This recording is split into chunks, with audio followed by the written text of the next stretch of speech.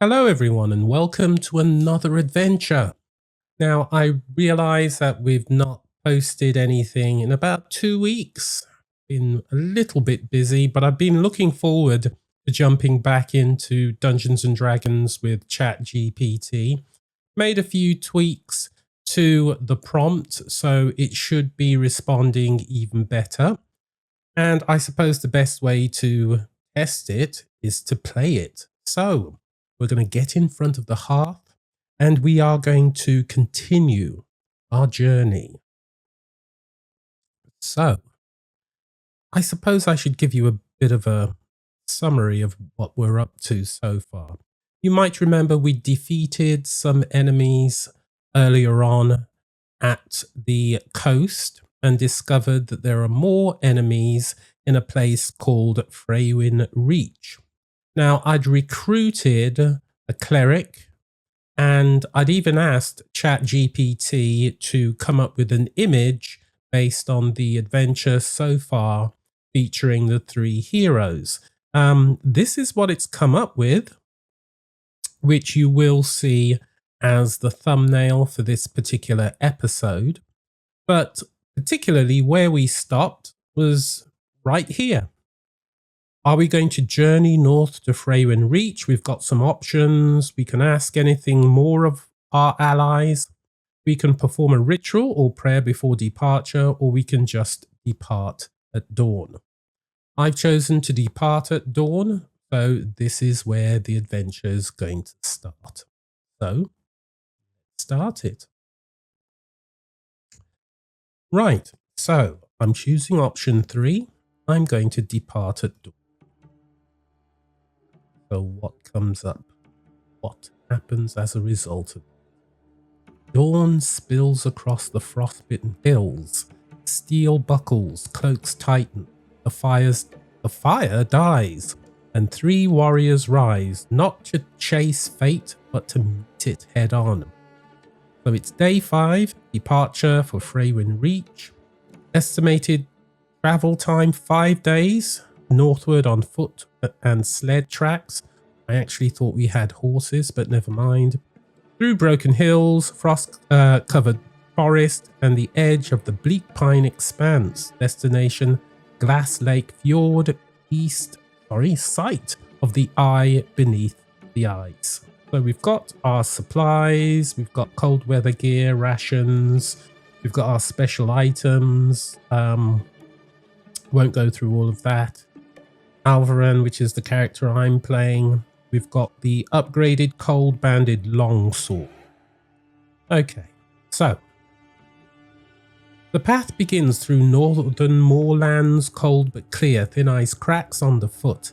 Kaylin scouts ahead. Serum marks star patterns on her palm as she murmurs a protective charm. The new moon is in 6 days, she says. We must reach the fjord before then. That's when the eye will try to open. So we travel for 6 hours without incident, until Kaylin halts at a snow scrub ridge. Tracks, she whispers. 3 figures, human, heavy gear, headed northeast. Less than a day old. Sarah frowns. Halt? Kaylin nods grimly. Or mercenaries working for them. Either way, they're ahead of us to the pass. So, what choices have we got here? Do we track them? Circle around via the forest?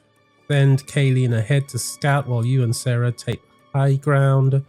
Set a trap, let them come to you, ambush style, or something else? Now, because Kaylin is a scout, I think I'm going to go with option 3 and hope she doesn't get captured. So, let's see. Let's see what happens. Going to come up. Some blades strike fast, others strike last, but your plan? It watches first, like the hawk before the dive. So we've got a tactical split, that's what we're going for. You send Kaylin forward, ghost-like among the frost-thin brush. She blends with the snow. Good grief. The snow-shadowed ridges like she was carved for this land. Meanwhile, you and Sarah ascend the high crag line that curves above the narrow path. From here, you'll have full visibility if things turn violent. So, midday, day 5, the wind is sharp, but skies are clear. After about 30 minutes, Kaylin's signal arrow fires, not toward danger, but skyward, 3 short pulses. She returns, crouched, breath short, but calm. So, what has she discovered? 3 figures as suspected. One wears red cultist robes, half covered by furs. One is armoured, likely a sellsword or bodyguard. One carries a horned staff, likely an acolyte or seer.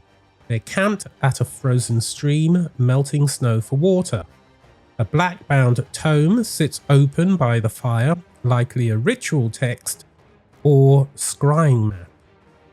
They've not seen you. They're not far from the lower entrance to Glass Lake Fjord. Kaylin eyes you both. Right now, fast and clean, or wait until nightfall.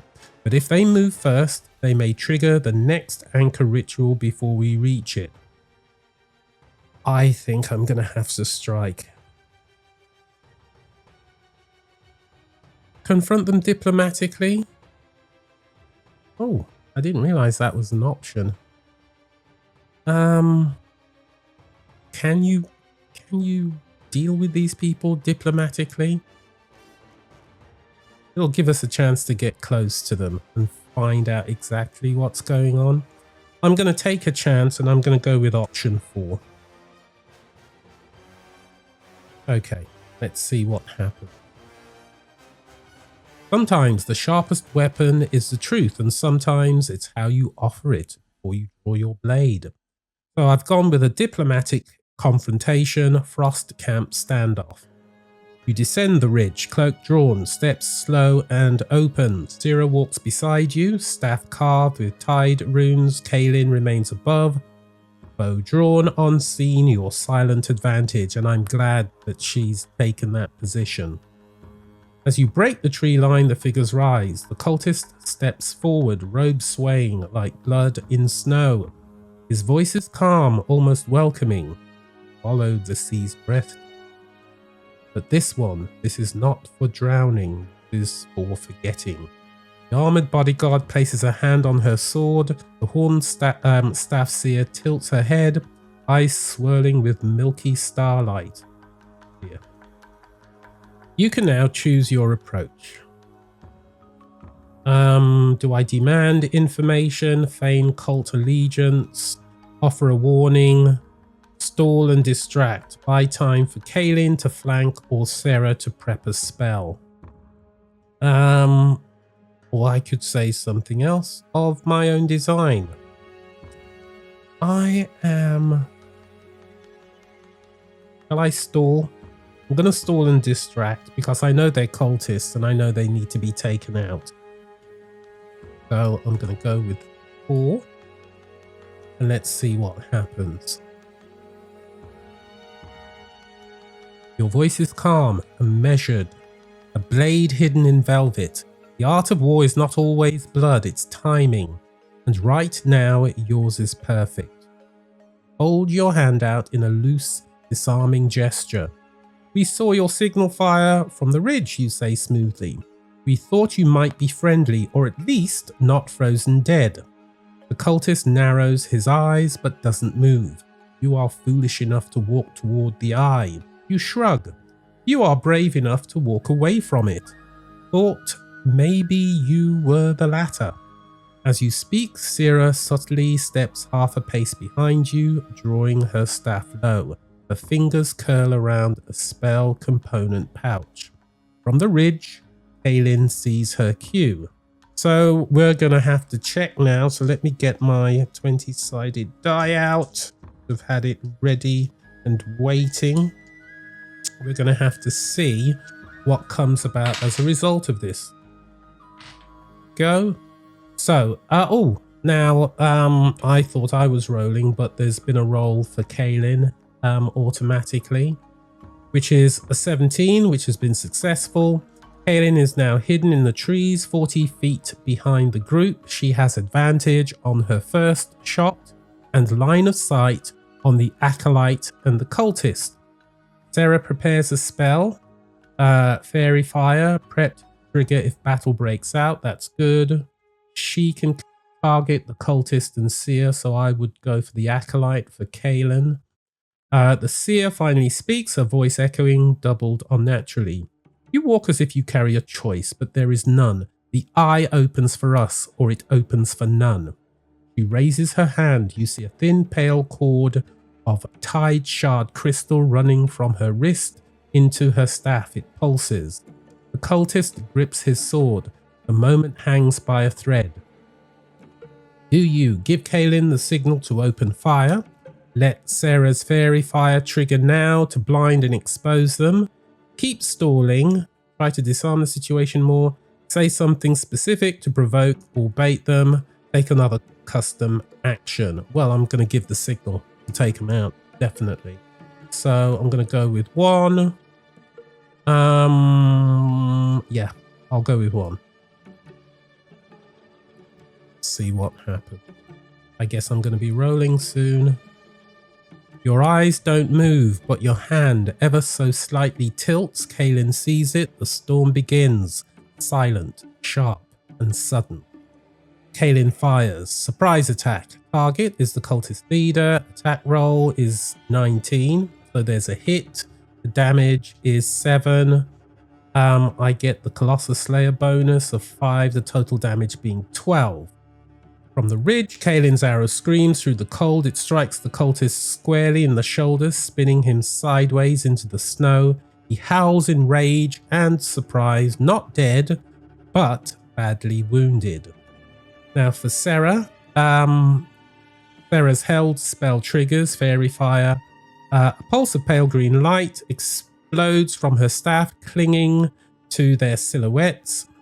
For the Cultist, does a dexterity check, fails. Seer fails, Bodyguard succeeds.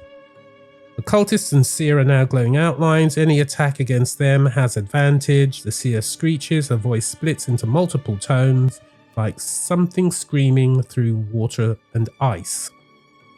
Combat begins. There's the initiative order. So I'm going to go first. The battlefield. 30 feet from enemies, mid-slope. Sarah's beside me. Kaelin's 40 feet behind, hidden. The Cultist is injured, glowing. Seer glowing, staff pulsing, Bodyguard alert, not glowing. Now my turn. I'm going to charge and strike. Throw a javelin, use terrain, coordinate with Kaelin or Sarah. I'm going to charge and strike, aren't I? Definitely I'm going to charge and strike. So I'll just put that in. That would normally be numbered. Not too sure why that wasn't. Go. Steel rings against frost as your boots dig in. You move, not with fury, but with purpose.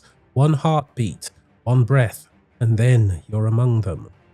Alvaran charges the Cultist. You rush toward... you rush down the slope, your cold-banded longsword humming faintly with ocean-touched energy. The Cultist stumbles, blood streaming down his furs, and looks up, just in time to see you. So we're going to roll. Now, what I've noticed is happening is that the prompt all of a sudden is now doing the rolls for me, I think. Attack roll with advantage thanks to Fairy Fire is 17. It's a hit. The damage is 11. And I get an additional +1 cold damage with a total damage of 12. So my blade slashes through ribs, tearing through ritual cloth and cracked armor. He screams not with fear, but with fanatic rage, clutching the black tome as it begins to glow violently. Still standing, barely. Sarah moves beside you, planting her staff and chanting in Druidic. He casts Entangle. Ground erupts with frost-covered vines around the Seer and Bodyguard. So the Seer gets 6 restrained, Bodyguard 14. 6 feeds. So the seer is bound, arms locked in frozen roots. The spell flow disrupted. The bodyguard shakes it off and charges forward. Kaelin, still in position, targets the seer, now glowing and entangled. Attacking roll is 18, which is a hit. Damage is 9. We get an additional 4 with a total of 13. So the arrow buries deep in the seer's shoulder. He screeches, eyes flickering, barely alive. Enemy turns. Basically, the cultist attacks and misses. Seer fails from breaking free. The bodyguard also misses. So the current battlefield status is what you can see there. I'm actually going to see if I can modify the prompt mid-game because for whatever reason it is now doing the rolls for me and I don't want it to do that. Wait for me to roll and tell you the score before you move on.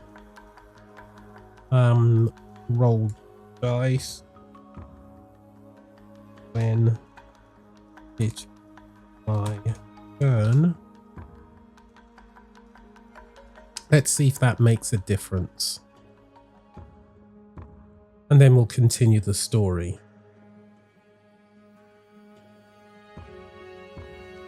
Okay.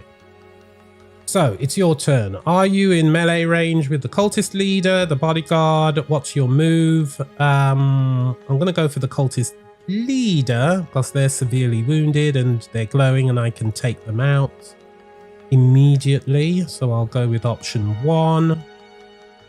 And I'll roll a d20.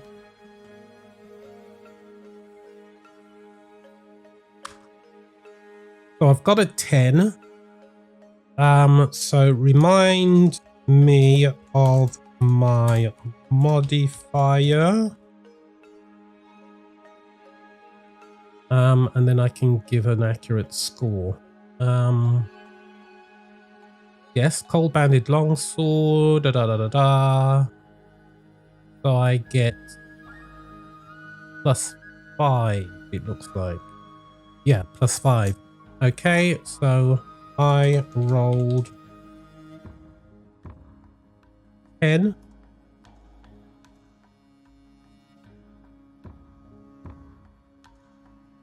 The wind whips as you step through the snow, blade slicing low. The cultist raises his broken arm to block, but you're faster.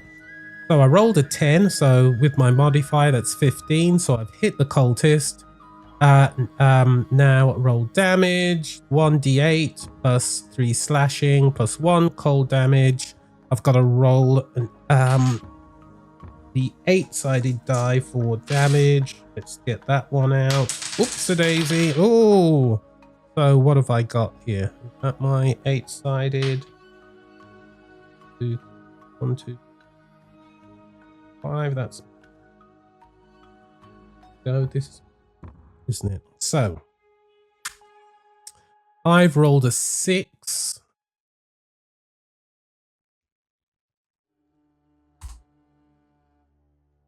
So let's see. I'm sure I've taken them out. The blade sings, the ice cracks, the chant dies. So total damage is 9 plus 1, total damage 10. Your cold-banded longsword cleaves the cultist's side with a crack of frost. His breath catches mid-curse. His knees buckle. He drops the tome and collapses into the snow, unmoving. So the cultist leader is down. The horned seer shrieks, twisting helplessly in the roots binding her. The bodyguard growls and shifts her stance to face you fully, no longer protecting, now avenging. However, Sierra, she keeps Entangle active to restrain the seer, which is great, then raises her hand and whispers a gift of your courage. She casts Healing Wound. You regain 5 HP. Although you're currently uninjured. Yeah, I'm aware of that. Kaelin, she pivots to fire on the bodyguard, now fully exposed. Attack roll is 16, so definitely hit. Damage is 6. The Colossus Slayer with the 5 gives us a total of 11. The arrow pierces the guard's thigh. She stumbles, blood dark against the snow. The enemy tries to break against the vines. That's the seer. Fails again. Bodyguard slashes at you twice. Misses the first time and then hits the second time. Oops. 6 slashing. You take 6 damage, but remember Seer's healing word triggers the automatic restoration of 5. Brilliant. So, that's me. Sarah's uninjured. Kaelin's uninjured. The Seer's restrained near death. The bodyguard wounded, still dangerous. My turn. Definitely going to attack the bodyguard. Let's see. So 12. So, attack bodyguard. I rolled. What was it? 12. I know that should be uppercase I, but no. No need for speeches, no need for mercy. She raised her blade, you answer with yours. So plus my modifier, 17, so it's a hit. The bodyguard tries to parry, but she's limping and off balance from Kaelin's arrow. You slip past her guard and bring the blade down. So I need to roll for damage. What's the damage? I rolled a 5.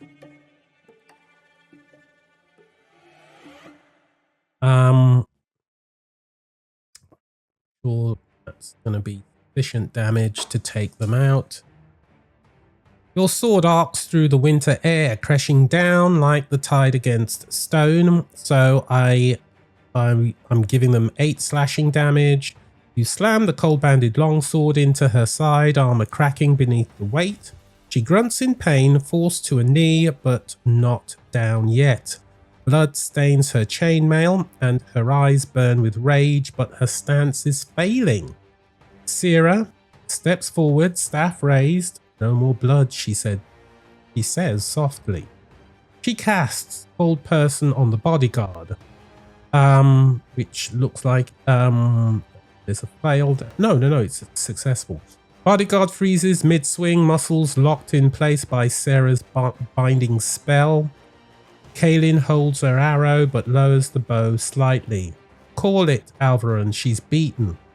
The seer remains entangled, barely conscious, glowing and bleeding in the forest. The battle is yours. Would you like? Finish, knock her out, interrogate. Definitely interrogate the seer, so I'm going to go 3. But I do also want to search the camp as well.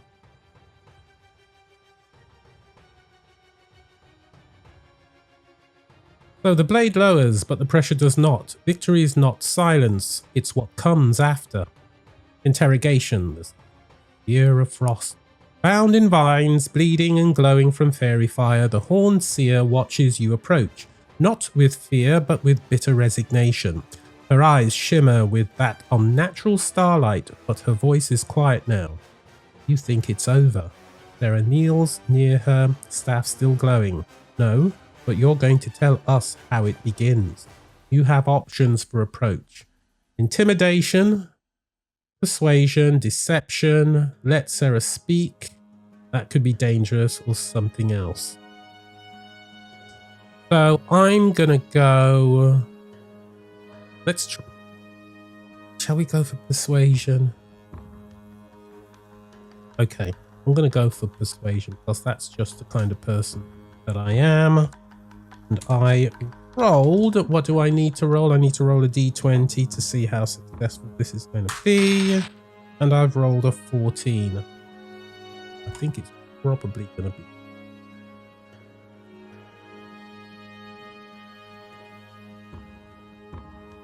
Your voice is not cruel. It's clear, the steel is sheathed, but your conviction is sharper than any blade. You kneel beside the bound seer, meeting her pale, otherworldly gaze. You followed someone who promised revelation, you begin. All I've seen your eye bring is madness, blood, and silence. Her lips twitch, you press forward. You've lost your leader, your anchor is fractured, and the maw was closed. But you're not the enemy, not if you still see what's happening. Let silence settle before you finish. Whatever's coming through the ice doesn't care who opens the door. It will break all of us, unless someone slams it shut. So, my roll of 14 was successful. The Seer's breath catches. The cords around her wrists twitch, but not from spell work, from hesitation. She speaks slowly. You know nothing of the eye. But you're right about one thing. Her eyes flick towards the fjord's direction. It doesn't care. It will walk whether we sing or scream. We only hoped to guide it, to shape what crossed. Coughs, blood spotting the snow. The final anchor is beneath the ice, Glass Lake Fjord. It opens when the moon dies and the shard bearer bleeds. He looks at Sarah. That druid carries a shard. The eye already watches her. Sarah stiffens, one hand at her satchel. Tied to me. The seer nods. You broke it when you shattered the tide orb. Now it's bound to you. One way or another, the gate will open through you. Ooh. Now that's scary. So we've discovered that the final anchor location is beneath Glass Lake Fjord. The trigger conditions, it's going to occur on the new moon. It requires the shard bearer's blood. Sarah is the anchor vector, now spiritually linked. Cultists hope to guide the arrival, not stop it. The entity coming through may not be Balzura, but something worse. Your options. Knock out or bind the seer, execute her, bring her along as a captive. Interrogate the bodyguard next. The bodyguard's just a bodyguard. But we'll find out what we can find out from them. So let's see what we can learn. Truth. From one mouth isn't enough. The sword might break flesh, but the right word can break loyalty. You and Sarah approach the woman still held in magical stasis, her body frozen, eyes burning with stubborn defiance. Sarah releases hold person with a whispered command. The spell fades and the woman doesn't attack, but flexes her fingers slowly. She speaks first. Go ahead, ask your question. Don't expect tears. You ask the obvious. Why serve them? You don't look like a fanatic. Drugs, not. I was paid. Heavy coin, promised double if I lived long enough to see the eye open. Her jaw flexes. She glares towards the now unconscious seer. That wasn't a priestess. That was a broken woman dreaming of drowning stars. She gives you more than you expect. The cult has 3 main cells still active. One at Faerin Fjord, by saying quickly. One in the Salt Pine Reaches. One unknown called the Deep Mirror. She confirms you've already destroyed one major anchor. The more, I remember that. They believe only one worthy soul must bleed willingly to open the gate. Pauses, then adds, if you want to stop it, don't just kill the ritual, kill the echo. You ask what that means. He just says you'll know it when it's without a mouth. Tosses a small black obsidian coin your way. That's how I was paid, not gold, not silver, just that. I wouldn't touch it too long. Sarah catches it in cloth and quickly bundles it. So, the cult is fragmented but still operating. The gate requires willing blood, which sounds very, very interesting. From someone linked to a shard, I'm getting more and more worried about Sarah. The echo may be a lingering psychic entity or a prelude to what's coming. And we now have an obsidian coin, which is possibly magical or cursed. Would you like to release the bodyguard, deal with the unconscious seer, search the camp, move out now toward Glass Lake Fjord, perform a protective ritual or planning session? I will be planning, but I want to search the camp and see if there's anything else useful. So let's see what we can get. Dead men leave clues, but the living leave tomes, and tomes remember everything. You, Kaelin, and Sarah sweep the campsite quickly. The snow is shallow, their fire smouldering low. You find a black-bound tome bound in leather and rimmed with salt-frozen iron. Pages flicker between ink and faint pulsing runes. Sarah warns if it's half alive, don't open it unguarded. We've got a cracked Tide Caller medallion, one used to channel spells, and we've got a faded map fragment showing routes across the bleak pine expanse into Freywind Fjord. We've added some stuff to our camp: healing potions, frost oil rations, charred bones. For the tome, Sarah casts Comprehend Languages, which is great, and slowly begins to skim the tome. Her eyes go wide. This isn't just a spell book, it's a relay, she explains. The tome contains recorded ritual phases for seeding anchor points. It's designed to passively listen for shard pulses like a beacon. Whoever was receiving the data wasn't here. There's another listening, waiting far away, possibly on the other side of the eye. She shudders. It knew we were coming. It knows we're still alive, but it can't see clearly unless we bleed. Ooh. Okay, so we've got all of that. That tome is getting me worried. Would you like to destroy the tome? I'm not going to destroy it. Would I give it to Sarah for protection and research? Probably. Seal it in a lead-lined satchel. This one. The eye watches, the book whispers, your next step matters more than ever.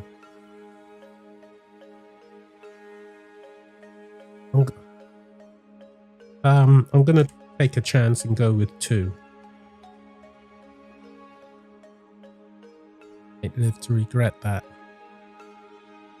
You hold the tome in your hands. Its surface pulses faintly, like a second heartbeat trying to sync with your own. Then you pass it to Sarah. She takes it slowly, wrapping it in thick rune-woven cloth and binding it tight with braided black thread. I'll keep it sealed, she says, her voice steadier now. I'll read only when shielded, only when you and Kaelin are nearby. If it starts to speak, I burn it, no hesitation. Kaelin nods, checking her bowstring. She hesitates, I'll burn it. So Sarah is now going to carry the tome bound and warded. We'll attempt safe deciphering during camp or rest, and it may unlock ritual counters, anchor triggers, a possible name or form of the being echoing through the eye, which I think is important. The campfire flickers. Out. The wind has shifted, colder, hungrier. Time until the new moon, 4 days. Distance to Glass Lake Fjord, 3 days. We're running out of time. How do we deal with the seer and bodyguard? We've definitely got to rest and we're going to have to deal with them, and I'm not too sure what we're going to do with them. We don't execute people. That's not what we do. Loose ends unravel at the worst moment.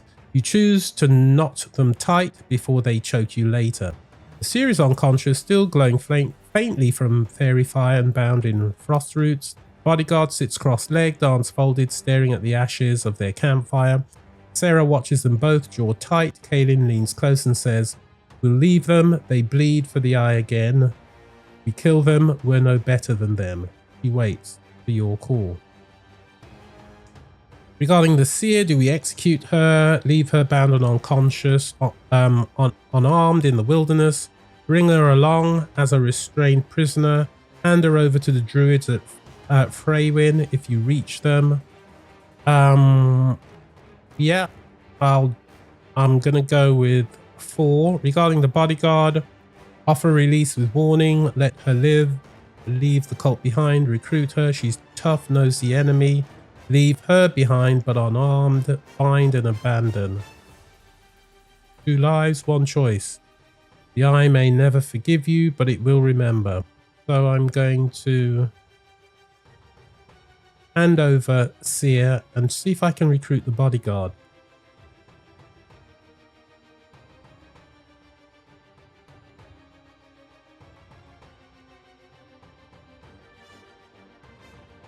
Let's see if that works.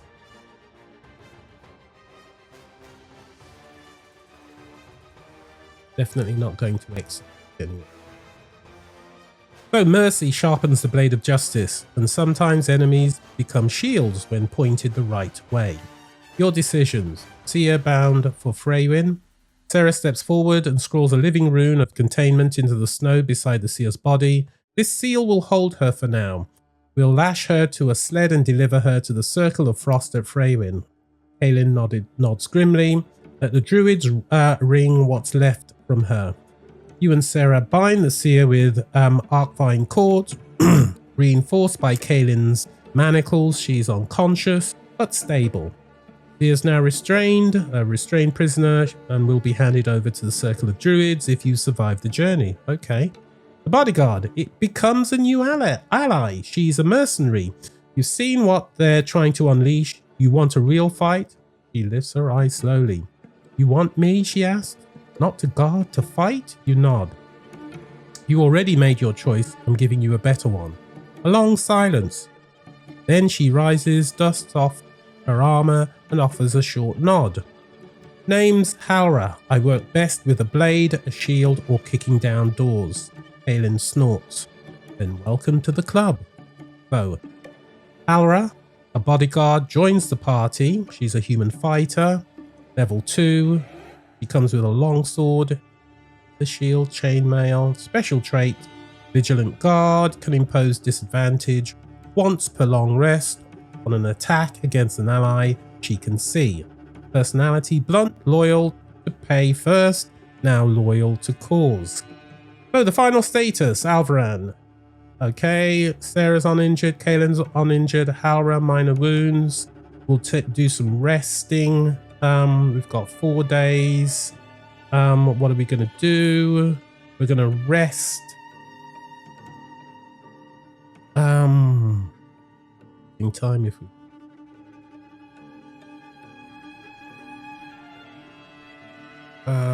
it's 3 days. Okay, we're going to just move on. And I think this is probably where we're going to pause it for now because we've been going for almost 40 minutes. The snow barely covers your tracks before the wind begins to sweep them away.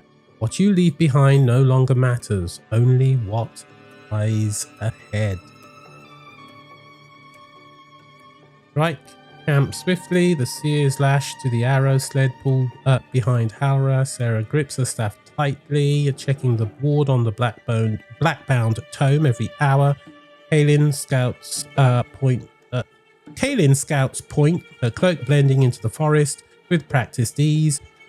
You push hard through the rest of the day, 5 hours of steady march across shallow ridges and bone white. Okay, I think this is probably where we're going to pause it for now. That's quite an adventure. And I think we've got another recruit. So 3 become 4 in this brilliant adventure.